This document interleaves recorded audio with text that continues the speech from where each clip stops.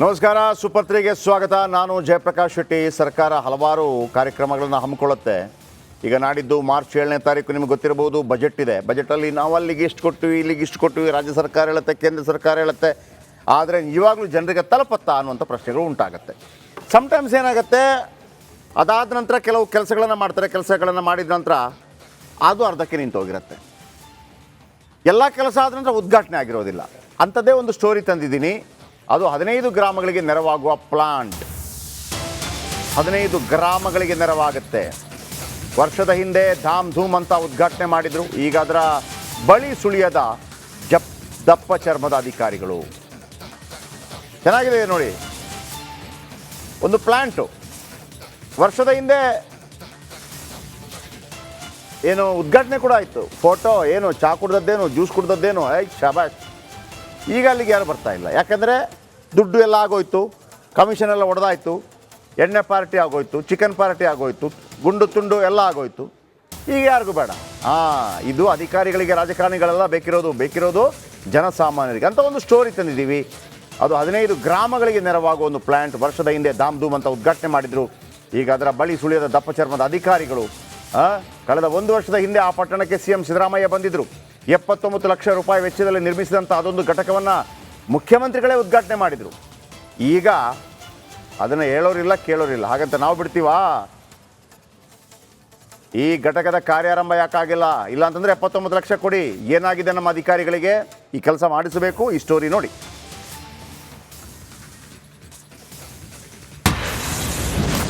ಪ್ರಯೋಜನಕ್ಕೆ ಬಾರದ ಮಲ ಸಂಸ್ಕರಣಾ ಘಟಕ. ಸಿಎಂ ಕರೆಸಿ ಉದ್ಘಾಟಿಸಿದವರು ಗಾಯಬ್. ಅಚ್ಚುಕಟ್ಟಾಗಿ ಕಟ್ಟಿರುವ ಮಲತ್ಯಾಜ್ಯ ಸಂಸ್ಕರಣಾ ಘಟಕ ಮತ್ತು ವಿಲೇವಾರಿ ಘಟಕ.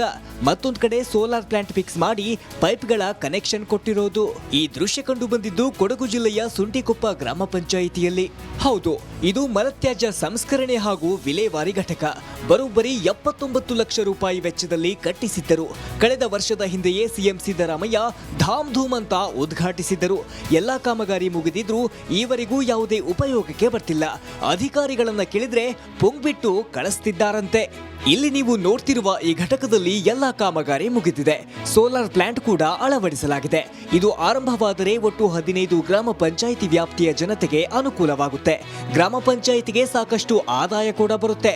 ಹೆಚ್ಚಿನ ಆದಾಯದ ಉದ್ದೇಶದಿಂದಲೇ ಈ ಘಟಕವನ್ನ ನಿರ್ಮಾಣ ಮಾಡಲಾಗಿತ್ತು. ಈ ಘಟಕ ಯಾವ ರೀತಿ ಕಾರ್ಯನಿರ್ವಹಿಸುತ್ತದೆ ಎಂದು ನೋಡೋದಾದ್ರೆ, 15 ಗ್ರಾಮ ಪಂಚಾಯಿತಿ ವ್ಯಾಪ್ತಿಯಲ್ಲಿ ಶೌಚಾಲಯದ ಫಿಟ್ ಭರ್ತಿಯಾದಾಗ ಅದನ್ನ ತಂದು ಇಲ್ಲಿಗೆ ಹಾಕಲಾಗುತ್ತದೆ. ಈ ಘಟಕದಲ್ಲಿ ನೀರು, ಘನತ್ಯಾಜ್ಯಗಳು ಪ್ರತ್ಯೇಕವಾಗುತ್ತದೆ. ಕೊನೆಗೆ ಘನತ್ಯಾಜ್ಯ ಗೊಬ್ಬರವಾಗಿ ಬಳಕೆಯಾಗುತ್ತದೆ. ಅದಕ್ಕಾಗಿ 2 ವಾಹನಗಳನ್ನು ತಂದು ಸೋಮವಾರಪೇಟೆಯಲ್ಲಿ ನಿಲ್ಲಿಸಲಾಗಿದೆ. ಸುಂಟಿಕೊಪ್ಪ ಗ್ರಾಮ ಪಂಚಾಯಿತಿ ಸಭೆಯಲ್ಲಿ ಸಾಕಷ್ಟು ಬಾರಿ ಚರ್ಚೆಯಾದರೂ ಯಾವುದೇ ಪ್ರಯೋಜನವಾಗಿಲ್ಲ. ಇದರಿಂದ ಗ್ರಾಮಸ್ಥರು ಮತ್ತು ಪಂಚಾಯಿತಿ ಸದಸ್ಯರು ಸರ್ಕಾರದ ವಿರುದ್ಧ ಸಿಡಿದೆದ್ದಿದ್ದಾರೆ. ಉದ್ಘಾಟನೆ ಆದ ನಂತರ ಯಾವುದೇ ಅಧಿಕಾರಿಗಳು ಈ ಕಡೆ ತಿರುಗಿ ನೋಡಲಿಲ್ಲ. ಅದು ನಮಗೆ ಅವರು ಬಂದಿದ್ದಾರೆ ಅಂತ ನಾವು ಯಾವ ವಿಚಾರವಾಗಿ ಮೇಲಧಿಕಾರಿಗಳು ತಿಳಿಸುವಾಗ ನಾವು ಬಂದಿದ್ದೋ ಅಲ್ಲಿ ಅಂತ ಹೇಳ್ತಾರೆ. ಬಂದಿದ್ದರೆ ಅವರು ಈ ಗ್ರಾಮ ಪಂಚಾಯತಿ ಸದಸ್ಯರುಗಳನ್ನ ಗಮನಕ್ಕೆ ತಗೊಂಡು ಅವ್ರು ಮಾಡಬೇಕಿತ್ತು. ಏನು ಅಂತ ನಾವು ಅವರಿಗೆ ಇಲ್ಲಿದ್ದ ಸಮಸ್ಯೆಗಳನ್ನ ಹೇಳ್ತಾ ಇದ್ದೋ.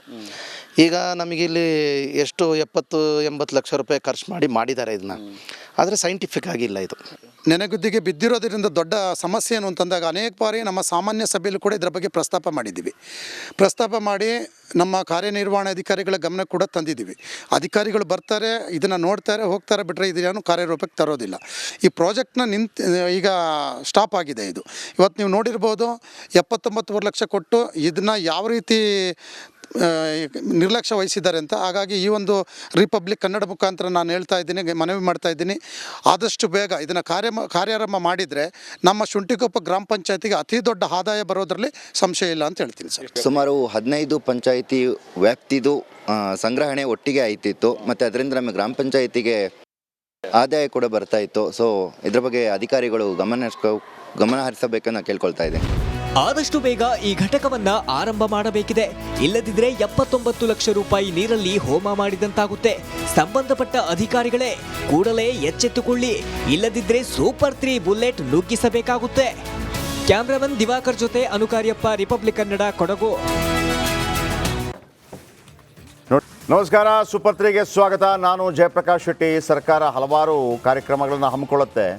ಈಗ ನಾಡಿದ್ದು ಮಾರ್ಚ್ 7ನೇ ತಾರೀಕು ನಿಮಗೆ ಗೊತ್ತಿರಬಹುದು, ಬಜೆಟ್ ಇದೆ. ಬಜೆಟಲ್ಲಿ ನಾವು ಅಲ್ಲಿಗೆ ಇಷ್ಟು ಕೊಟ್ಟಿವಿ, ಇಲ್ಲಿಗೆ ಇಷ್ಟು ಕೊಟ್ಟಿವಿ, ರಾಜ್ಯ ಸರ್ಕಾರ ಹೇಳುತ್ತೆ, ಕೇಂದ್ರ ಸರ್ಕಾರ ಹೇಳುತ್ತೆ. ಆದರೆ ಇವಾಗಲೂ ಜನರಿಗೆ ತಲುಪತ್ತಾ ಅನ್ನುವಂಥ ಪ್ರಶ್ನೆಗಳು ಉಂಟಾಗುತ್ತೆ. ಸಮ್ಟೈಮ್ಸ್ ಏನಾಗುತ್ತೆ, ಅದಾದ ನಂತರ ಕೆಲವು ಕೆಲಸಗಳನ್ನು ಮಾಡ್ತಾರೆ. ಕೆಲಸಗಳನ್ನು ಮಾಡಿದ ನಂತರ ಅದು ಅರ್ಧಕ್ಕೆ ನಿಂತು ಹೋಗಿರುತ್ತೆ. ಎಲ್ಲ ಕೆಲಸ ಆದ ನಂತರ ಉದ್ಘಾಟನೆ ಆಗಿರೋದಿಲ್ಲ. ಅಂಥದ್ದೇ ಒಂದು ಸ್ಟೋರಿ ತಂದಿದ್ದೀನಿ.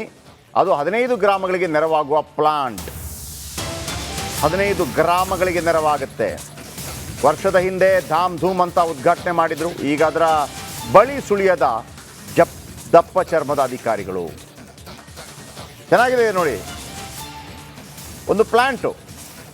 ವರ್ಷದ ಹಿಂದೆ ಏನು ಉದ್ಘಾಟನೆ ಕೂಡ ಆಯಿತು. ಫೋಟೋ ಏನು, ಚಾ ಕುಡ್ದದ್ದೇನು, ಜ್ಯೂಸ್ ಕುಡ್ದದ್ದೇನು, ಶಬಾಷ್.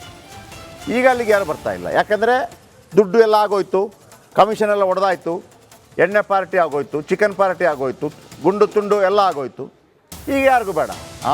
ಇದು ಅಧಿಕಾರಿಗಳಿಗೆ, ರಾಜಕಾರಣಿಗಳೆಲ್ಲ ಬೇಕಿರೋದು ಜನಸಾಮಾನ್ಯರಿಗೆ ಅಂತ ಒಂದು ಸ್ಟೋರಿ ತಂದಿದ್ದೀವಿ.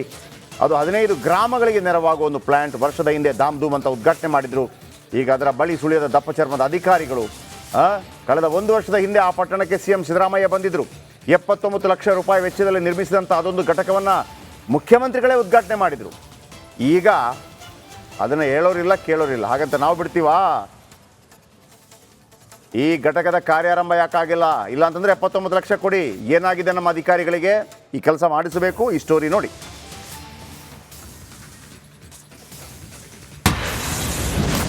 ಪ್ರಯೋಜನಕ್ಕೆ ಬಾರದ ಮಲ ಸಂಸ್ಕರಣಾ ಘಟಕ.